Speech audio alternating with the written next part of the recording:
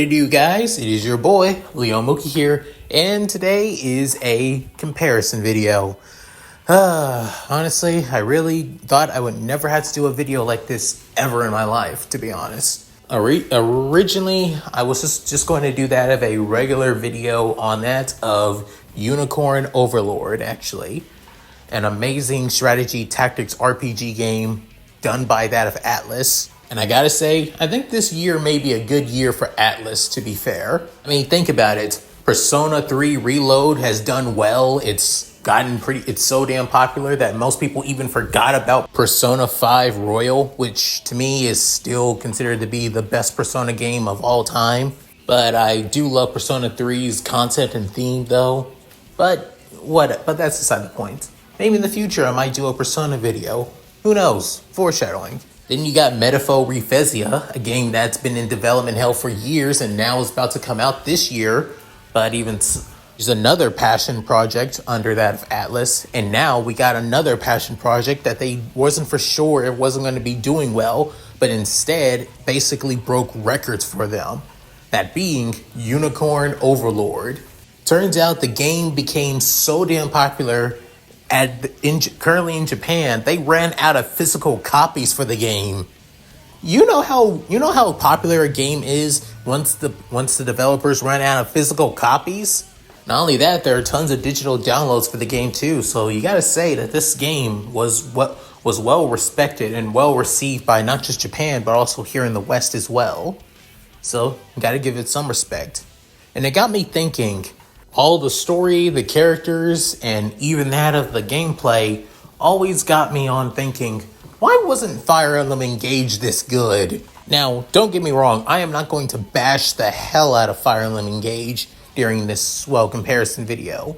Again, like I said before in the things I would want for the next Fire Emblem game, there are some things I loved in Fire Emblem Engage, while some that just really ticked me the hell off and just were disappointing as hell. I'll probably put 2 and 2 of the good things and the bad things. However, I don't want to be completely utterly biased after all. So, yep, if you guys want to continue watching this, just sit back and relax. With all that said, let's get into this, shall we, guys? But before we go down to the rundown, I'm going to list them all by that of characteristics. First up will be that of art style. Second will be that of gameplay. Third would be character development. Fourth would be storytelling. And fifth will be if it's all worth playing more than once. So yeah, keep this all in mind as things will start going on. So with that said, let's get into this again, shall we, guys? First up, we have that of art design. Starting off with that of Fire Emblem Engage's art style. At first, Fire Emblem Engage's art style was it wasn't there. Many character designs were well respected, well received, and really looked at and actually seemed quite alright. However, there are some character designs that just made no goddamn sense. Some classes didn't even make any damn sense. Like, for example, the sorcerer class for that of female main characters, and even that of the male main characters seemed more like that of a bodysuit, especially around that of the tights. Then you got Tamara's outfit. Oh boy, her design it's just, what the fuck were they thinking with that girl? I couldn't go anywhere on a Fire Emblem forum not basically blasting Tamara's design after all. Even to this day, Tamara's still not seen as Tamara's character design is not that well received. And given that she's one of the main characters that have the most amount of dialogue during that story content, oh boy, we see this outfit, especially when she promotes. Her outfit is just as crazier. It doesn't change whatsoever. Oh, but I will say that character design such as that of Ivy's and even that of Diomon's outfit is actually well done. Hell, even that of Alir's design, which I will say before and I'll say it again, I didn't like their design, but when it had that of a story element, which I'll go into detail later on, was actually done well. Gotta give them props. Hell, even Vale, one of the other characters in the story, having that of unique character, having that of a unique design too, with that of her white robes. Even her evil outfit, which is kind of a mixture between good and bad, and that of too busy for its own good. But even so, gotta give some credit. As for that of Unicorn Overlord's designs, now their designs actually feel like being part of a medieval world in battle. I will say that there is quite a bit of fan service for both males and females alike, given some characters' designs and also their animation for specific characters. But even so, I will say the designs do feel like something that you would see for certain races and certain people and certain classes as well. Hell, many of the classes actually make sense on why that they look like this. They even have it in that of the flavor text in the games. Some classes are a lot more flashy than others, but they don't feel like they're basically too flashy. Let's bring up that of Elaine's character design, the main character of Unicorn Overlord. At first, his character design doesn't seem anything out of the ordinary. Heck, when you first look at Elaine, if he didn't have that of blue hair, or people basically bringing up he is the main character or the prince, you would think his design seems like that of a generic NPC after all. And that was the point that they were going for in the beginning of the game. It's only as the game goes on that he starts to feel more and more like not your typical generic NPC. However, what really takes the cake is the character designs of their faces. It's their faces that basically show a lot more character than that of their clothing or their outfits or anything else like that, or even their classes. Then we have that of backgrounds. Fire Emblem Engage's backgrounds are, well, they're done well and when you basically roam around during the hub world, but when outside of it, on that of the battlefield or even that of the hub world and even that of the grid map, basically the world map, it looks so goddamn lazy and boring as hell. I mean, sure, there are the grid maps back in that of Fire Emblem Awakening and even that of Fire Emblem Sacred Stones, where you just head to one area to the next after all. But even so, the world map was morely just like that of a one giant ass loading screen to some people. It wasn't made to be that of, well, beautiful and all that. But Engage, it feels like they were trying too hard. And not only that, it doesn't help that they even add so many things from that of past Fire Emblem games. Once you get a certain emblem, you're able to go to that location. Being able to roam around in those locations after a battle, though, it's actually done well. It's actually where the art style truly shines, and I will say that's the best part. Unicorn Overlord's art style when it comes to backgrounds is, well, it's done well. It's beautiful. The scenery actually shows how much that they put into it, especially since it's hand-drawn of all things, and you got to give them credit and respect for that. However, I will say that the hand-drawn animation and the roaming around aspect can get a little bit boring. It can also get stale as well, especially during certain tasks after all. But again, that's just me. I can respect the hard work. I just can't respect, well, it also goes into that of another category as well, which I'll go into detail in a little bit later on. Overall, for who has the best art, it's simple. Unicorn Overlord. Unicorn Overlord basically shows that they had a lot more passion behind it. Even though Fire Emblem Engage was supposed to be that of the anniversary game after all, for years and years of Fire Emblem that has come out, half of the stuff felt like they weren't even trying that hard. But again, that's just me speaking from my point of view. Unicorn Overlord's character designs feel like they have taken their time, effort, and resources that they've done. Each character design actually feels like their own character and don't feel like they're basically a copy and paste or basically trying to be different from other characters too much. So yeah, I gotta say, Unicorn Overlord takes its spot in that of art style. Next up, we have that of gameplay. This is probably going to be the most important category in this video, so try and keep up, guys, if you can understand what I'm trying to say. First up, we have that of Fire Emblem Engage's gameplay. Now, it's basically the same as any other Fire Emblem game's gameplay. Grid-based map, turn strategy, tactics, and points, and go to squares, take out enemies, and see what chances you have at taking them on. That's basically the same as any other strategy game that Fire Emblem has always done.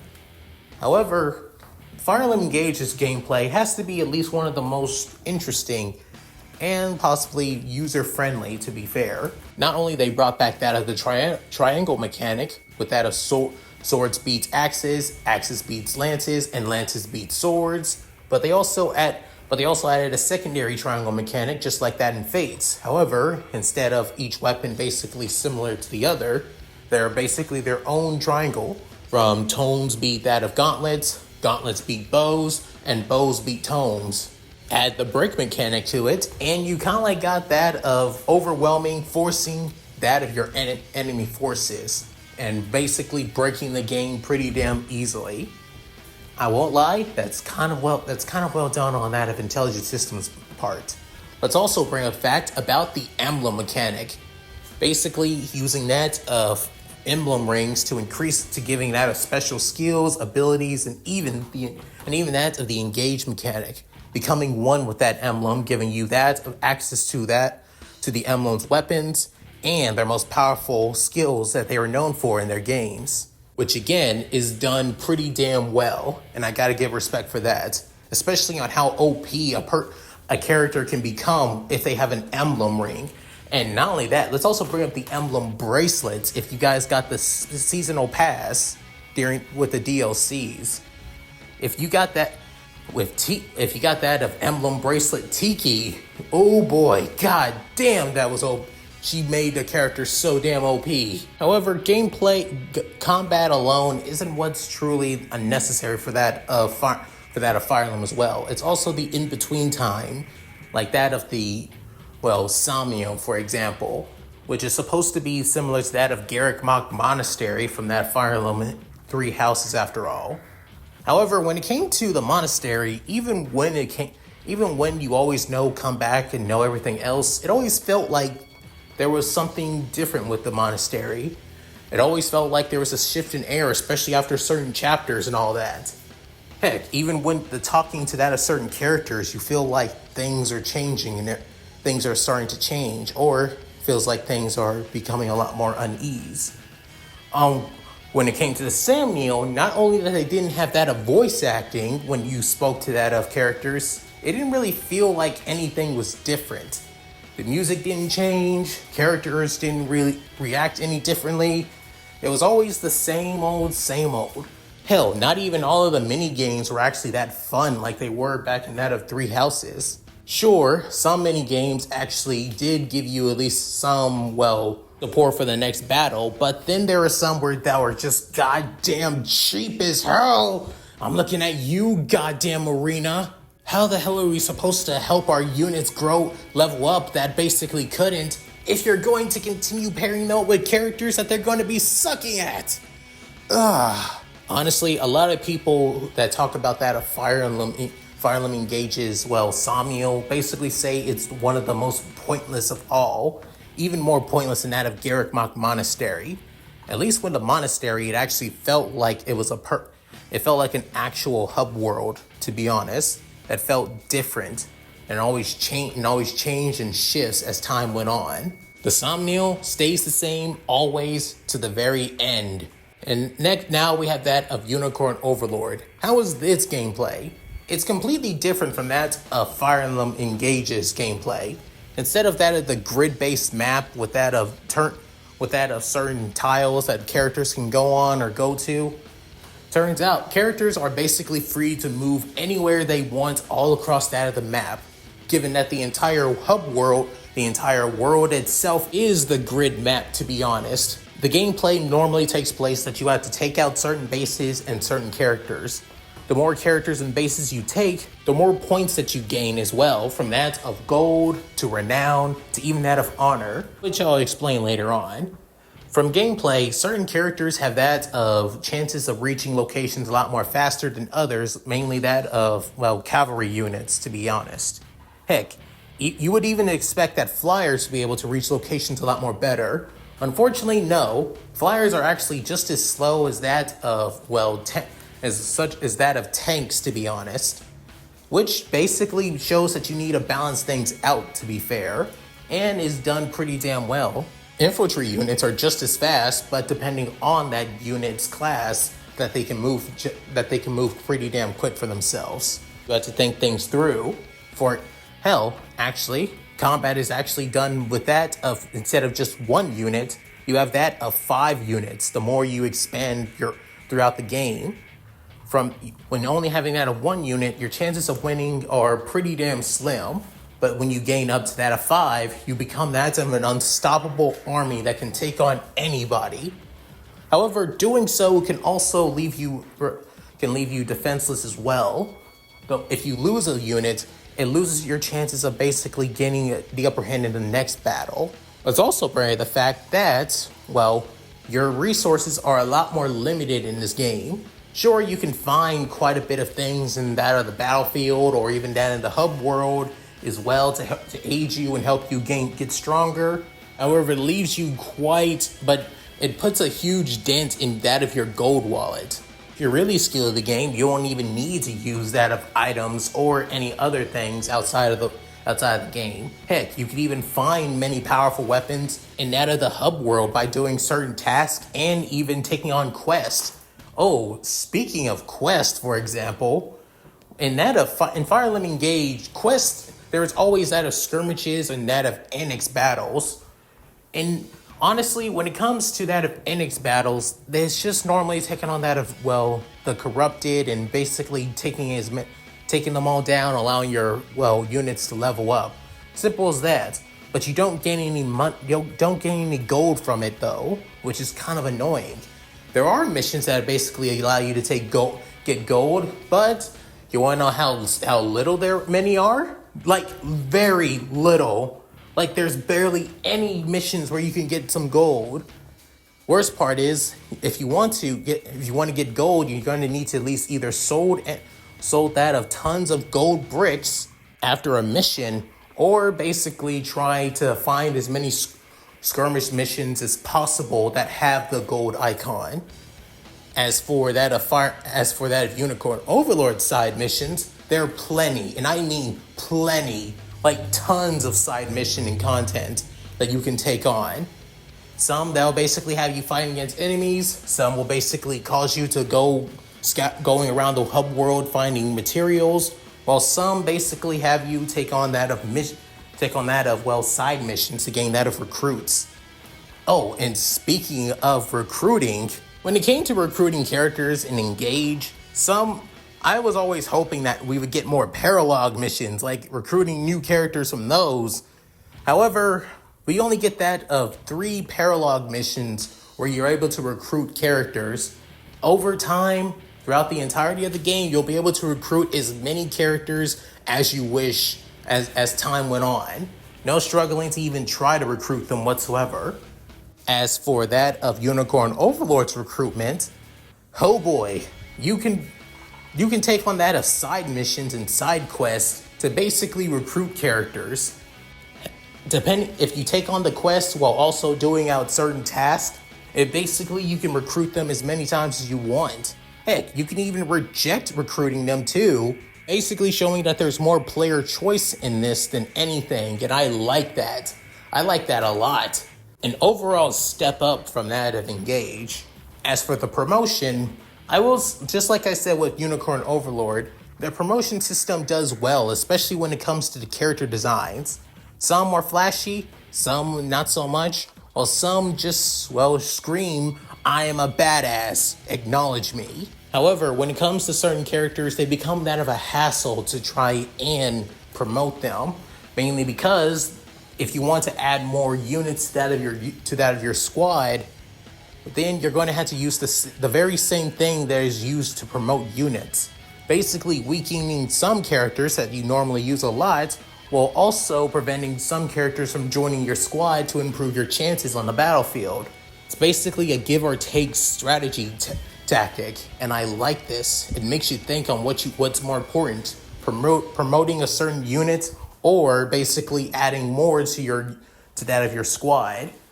As for Fire Emblem Engage's promotion, oh boy, that's basically it's honestly, I think the promotion system is a lot more better in that of Engage because it's a lot more player choice, infinite possibilities for you can do with your characters. To be honest, you can make them a better unit than what they already were, promote them to their support to that their more powerful unit, or at least try and turn them into something a lot more different and see how much they can grow from that.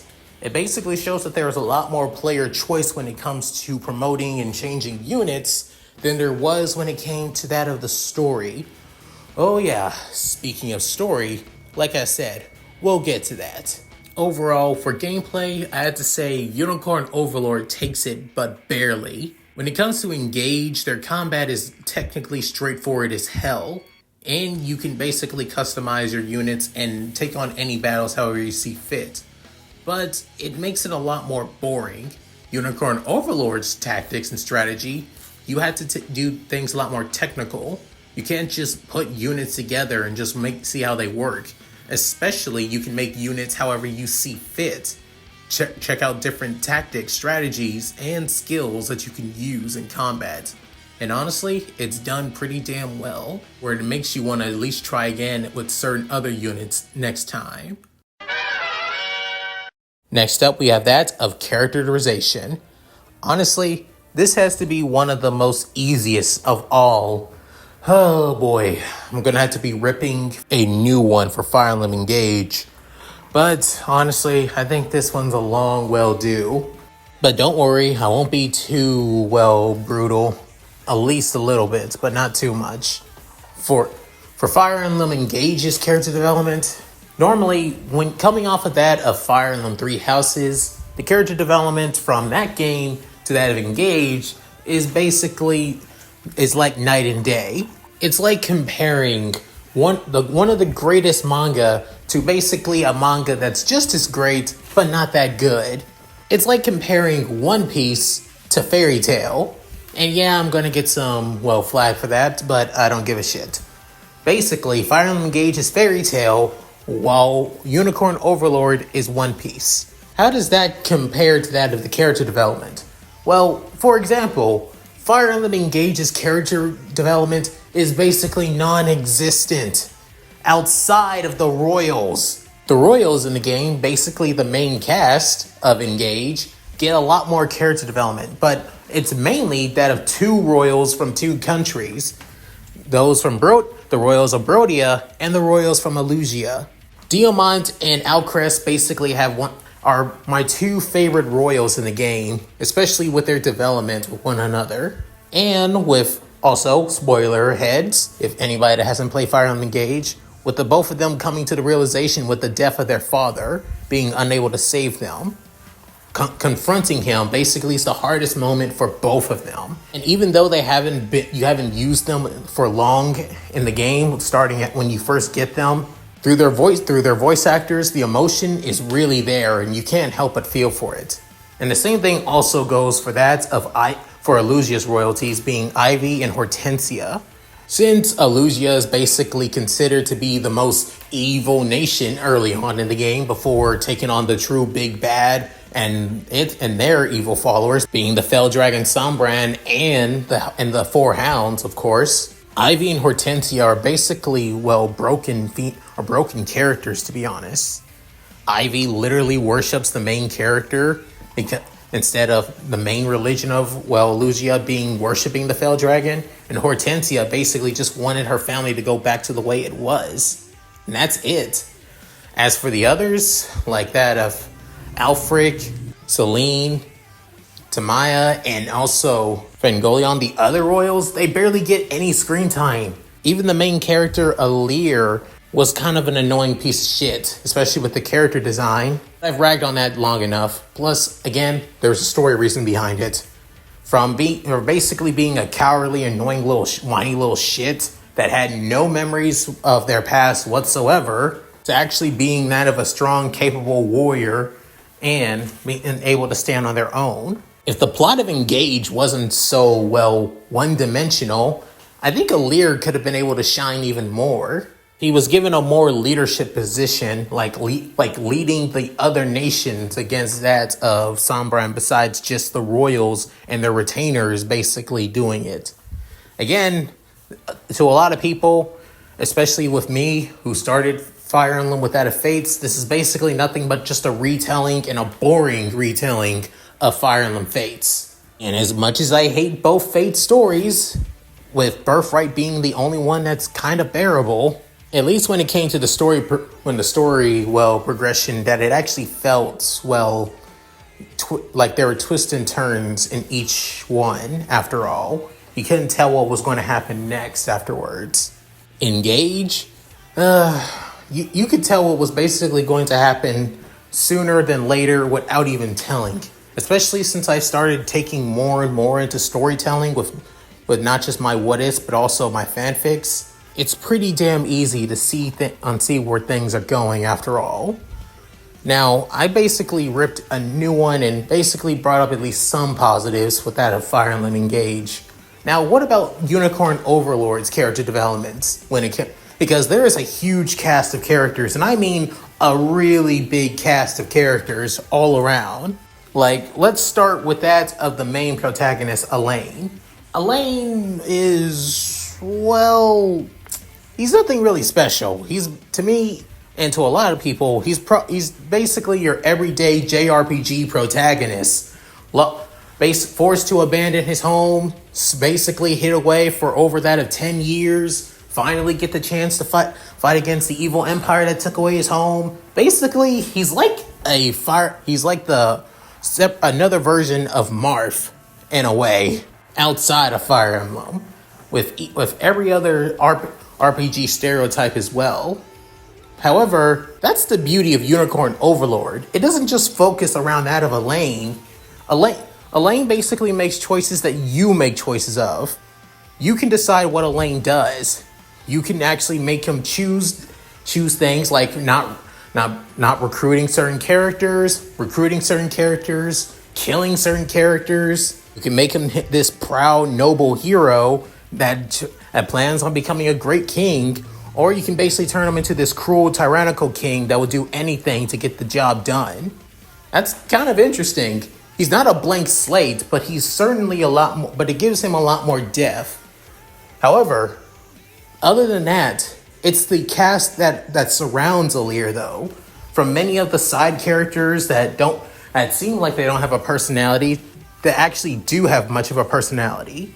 When characters are introduced as that of recruitable party members, or that of introduced to the story later on, they have quite a bit of personality, quite a bit of, knowledge to them. Hell, they even actually expand more on the world building and the lore of the game if you don't have any, conversations with them, which is their versions of supports after all.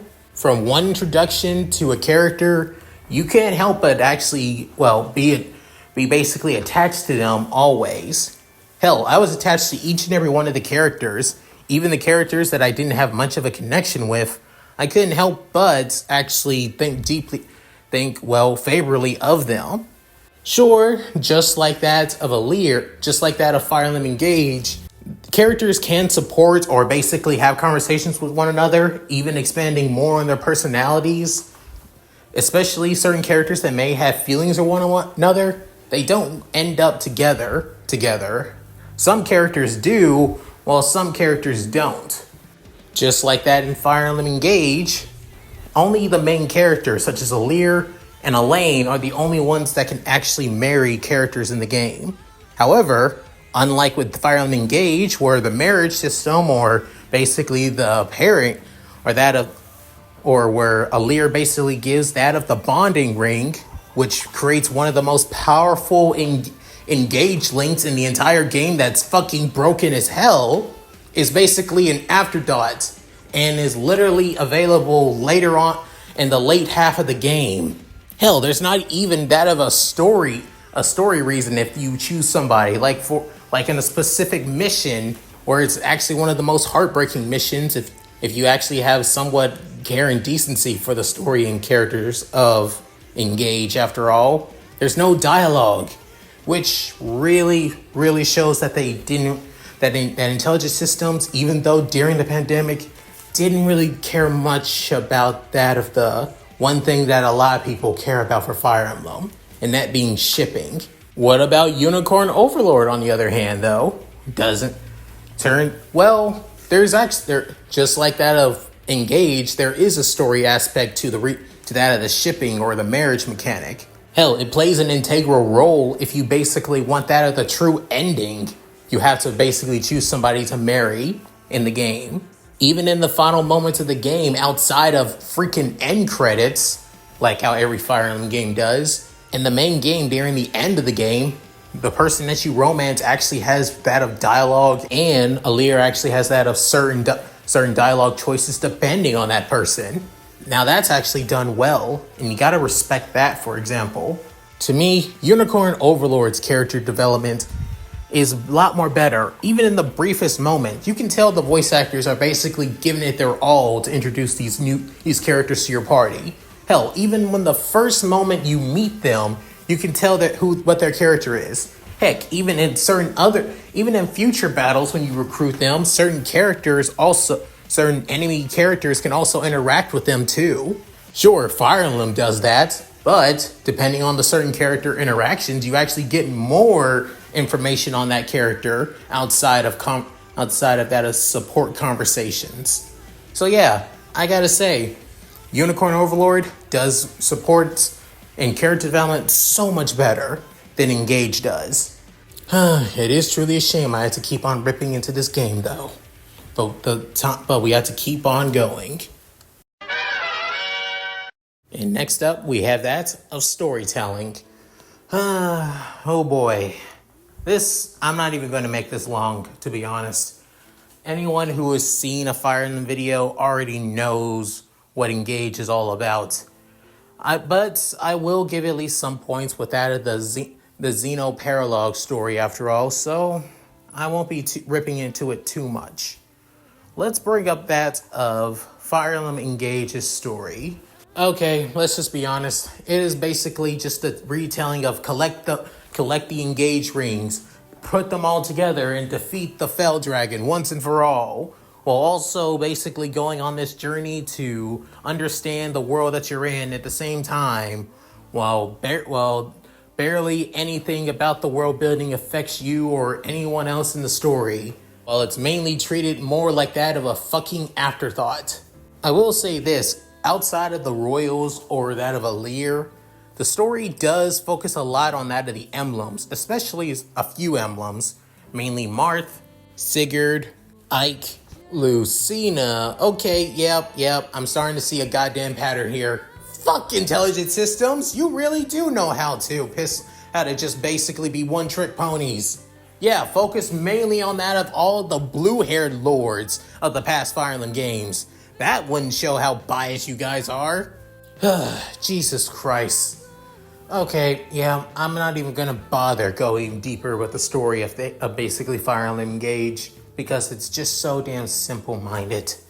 Sure, there are twists and turns here and there, but if you're basically well-adept in basically analyzing and already knowing how stories would probably go, such as myself, then there's no reason to actually go into details. But even so, I will go into at least a little bit more details for the story, mainly with that of Alear, and how it also creates that of the Xeno Paralog story. Alear, considered to be the divine dragon, basically the god that all the other 4 countries basically worship, plays a huge part into the story after all. Mainly because the war that currently is happening is mainly because of Sombrak, the Fell Dragon. Sombrak's entire reasoning for the war was mainly to find his way back home, just so he can find a certain emblem ring. Yeah, I know this is basically spoiler territory, but even so, that's the entire reason behind behind the main conflict of Fire Emblem Engage. But yeah, Zombrak basically comes from another world just like that of the emblems, that he basically was tossed out alongside and was nearly killed by that of the humans of that world, and then brought into the world Engage, where he was taken in by humans, and soon, however, he didn't care about that. What he really cared about was finding that of his one true friend, which was an emblem ring. Unfortunately, that emblem ring disappeared, which basically led to him going on a massive murder rampage to find that ring after all. Even if it means basically going to another world to also do the exact same thing he did to that of the world of Engage. So yeah, the entire reasoning behind the main conflict is mainly because Guy misses his ghost friend. I'm sorry for the huge spoilers, but it wouldn't be that of a explain after all. As for Unicorn Overlord story, now technically on paper, it seems like your typical generic JRPG storyline. Fugitive prince goes on the run, creates a rebel army alongside those of the allies who are still connected to him, while also scattering all across the lands, recruiting those who are willing to join with him as well, to fight against the same empire, the same evil empire that destroyed his home, that destroyed and took away everything that he knew and loved. Yeah, that's true. However, it's way more deeper than that. As the story goes on, you get to feel like there are things that are going on behind the scenes, and that being an ancient kingdom is basically the main reason behind the conflict in each and every one of the main nations of Pharistia after all. That there are pieces basically ranging back to that empire, slowly piecing things together from even some of the main characters having ties to that empire. Even that of the main antagonist, Galen, actually has a lot more depth behind him than more than just the evil Overlord character that took over everything and is trying to rule the world with an iron grip. There's so much more behind that, and it involves around that kingdom known as Valistia. And as you go through this game, going through that of all of the legends, lores behind it, you can't help but actually want to understand what has happened. And it's basically in the subtext of the game when you get that. Hell, it's uncovering the story that actually made me enjoy it during my first playthrough.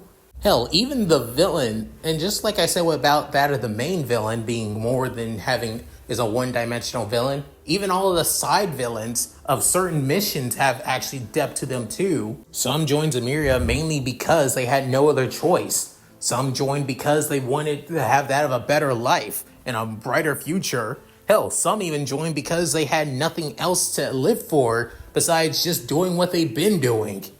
And that's a very reason on why the game is a lot more better when it comes to elevating the story, because it shows that not everything is so goddamn black and white, but a touch of gray. And it's that very reason on why Unicorn Overlord is superior to that of Fire Emblem Engage. But I should bring up that of the failed Xenologue Paralogue story, DLC story. Honestly, even if I brought it up, and I mean I really want to, but it isn't going to change the fact that the overall story of Engage does not compare to Unicorn Overlord. Let's just say, other than that of the maps, gameplay, and even that of the several new playable units in the game, it's just not worth it just talking about it after all. So yeah, at any rate, with all that said, that concludes the story, and only one more category to go. And last but not least, replayability. Oh boy, where do I even begin with this one? Honestly, I would say that Unicorn Overlord would be the better game for replayability after all. And normally I would say that yes. But before any of you Fire Emblem Engage fans basically tell me that you got a dub, far from it. Just far from it. If anything, both games are basically can't be played multiple times. Yeah, you heard me. Both games shouldn't be played more than once. But before I say that, other than that of the DLC mission for the Xenoparalog story, that was actually the last reason on why I even played Fire Emblem Engage. During my second playthrough, waiting for that fucking DLC mission. Story mission expansion, after all. And that's it. The reason I say that both of them are basically unbearable to play is because there is no New Game Plus for both games. Lately, nowadays, it's hard to find any game with that of a New Game Plus feature to it, which is really annoying. And some people want to say, oh, that's better, it just makes things a lot more interesting, saying, well, yes, for some people, but for me, who basically loves playing the game, who loves all the items and gear that he got, and doesn't want to go through the same hassle of doing it all over again, because it's so fucking annoying, and I have a life outside of video games now, so I normally don't have time for stuff like this anymore. It gets just tedious after several more playthroughs. But when it comes to Engage playing it, neither the story, nor the characters, nor any of the other two reasons, or even that of the gameplay can get me to play that game again. And yes, Fire Emblem Engage has the best gameplay in the series, I will not lie. And it really does well when it comes to nostalgia for all of the hardcore and long-running fans. Yes, but that's all that it has going for it. For me, I don't just play games just for that of the gameplay. I play it for the story. I play it mainly for the characters. I play it mainly for the development throughout the journey. In Unicorn Overlord, even though it doesn't have a new game feature, it makes me want to replay it more than once. It makes me want to re-experience each and every one of these characters and how they interact with one another. Even though they barely got any conversations or support with one another, it's so interesting. Not only that, the gameplay alone also interests me as well, because there's so much combination, so much player customization, so much access that a player can do through just multiple playthroughs, and seeing how much it could basically change the game system. And I love that. I downright love that. Add the player choice system to that of a lane as well, with even certain characters can actually turn evil, especially with certain hidden decisions. Yeah, I gotta say, it's worth the multiple playthroughs, and I love it all the same. So yeah, Unicorn Overlord is superior when it comes to multiple playthroughs. Both games may not have New Game Plus, but at least with Unicorn Overlord, I would actually enjoy myself replaying it instead of seeing it as a tedious chore after all. Overall, yes, Unicorn Overlord is superior to Fire Emblem Engage, showing that the JRPG, tactical RPG juggernaut that was Fire Emblem is finally reaching its end. And more strategy games begin to take its place as time goes on, is what I would say. Now, what I meant by that, as I ending off this video, I will say Fire Emblem Engage may not have been the game that basically was the breakthrough to show the anniversary year of Fire Emblem Engage. Honestly, I believe the game deserved to at least had a few more delays, even though the game was made during the pandemic. Especially since it was made during the pandemic, this game should have been delayed so it could actually give us a better experience. Hopefully, in the coming of years, that this game gets a proper remaster actually, with a basically revamped story and character developments. Or even a remake. Either so, I'm okay with that. Hell, give it an Echoes remake if anything. Even with this setback, it still was mainly that of a showing for that of Fire Emblem fans who were devoted to the series, and I can give respect to the developers for caring more about their fans than anything. Well, mainly the old school fans, not the new school fans. So, yeah. And given that the next Fire Emblem game is supposed to come out with a new Nintendo console that comes out next year, well, who could say what that Fire Emblem game will have in store for us. But as we speaking now, Fire Emblem is not as reaching the popularity as it used to be, with many other strategy games taking its spot. Especially with Fire Emblem Heroes not making the same numbers that it used to back in the day. Even though it's still one of the longest running Nintendo games, remaining Nintendo mobile games only last for 2 years or 4 before shutting down their servers once and for all. Heroes has stand the test of time, showing that even though Fire Emblem isn't what it used to be when it comes to consoles, there's still the fandom for it. And many fans will continue to love and devote their life to this series more than anything. And I will give my respect to that always. And I will always be a Fire Emblem fan. Hell, if you are a true Fire Emblem fan, you know the motto, only Fire Emblem fans hate Fire Emblem. Well, with all that said, I hope you guys enjoyed the video. Tell me your comparisons to that of Fire Emblem Engage and Unicorn Overlord. Do you think Fire Emblem Engage is superior to Unicorn Overlord? Or do you think Unicorn Overlord is superior? Your opinions matter too, besides just mine, after all. So yeah, at any rate, if you guys like this, please like, comment, and subscribe. Hit that bell notification key to date my videos and upload to the channel. Also, please check out my Discord, gaming channel, main channel, side channel, Patreon, and Cash App. All linked in the description below. So, with all that said, this is Mooky, signing out. Later guys, and hope you all take care.